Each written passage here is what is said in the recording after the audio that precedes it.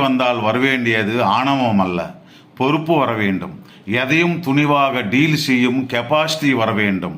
நம்மை யாரும் ஒன்றும் பண்ண முடியாது என்ற ஆணவம் அகங்காரம் வரவே கூடாது. அதையும் பெண்களுக்கு சுத்தமாக அகங்காரம் இருக்கக்கூடாது. இப்போ இல்லை என்றாலும் இன்னொரு நாள் உன்னுடைய ஆணவத்துக்கு தகுந்த பரிகாரம் செலுத்த வேண்டியது இருக்கும். ஓவர் கான்ஃபிடென்ஸ் எல்லா சமயங்களில் வேலைக்காகாது. பெரிய பெரிய அரசியல்வாதிகளே அந்த ஓவர் கான்ஃபிடென்ஸ்னால கீழே விழுந்து விட்டார்கள். தோற்று போனவன் அட்வைஸ்கள் கொடுக்கக்கூடாது. அவனுடைய அட்வைஸ் யாருக்கும் பிடிக்கவும் பிடிக்காது.